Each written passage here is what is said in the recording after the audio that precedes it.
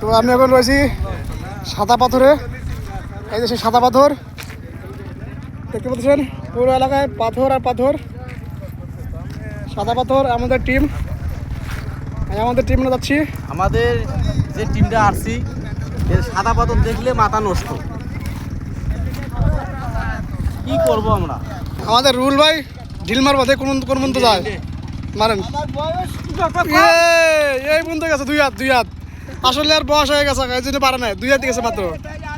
মারেন, কদ্দূর যায় ইয়ালি। এই যে দেড়াত, একটা ডিল মেরা দেড়াত নিয়ে পারে না।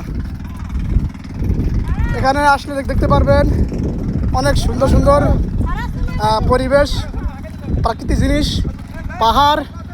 ইন্ডিয়া বনাম ভারত বাংলাদেশ,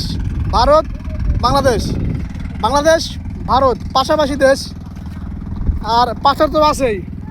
এটা হচ্ছে আমার দেশের, আমার সোনার বাংলাদেশের পাথর। তো আমরা এখন ওই নৌকায় দেখেন, এই জায়গার পানিটা কত পরিষ্কার।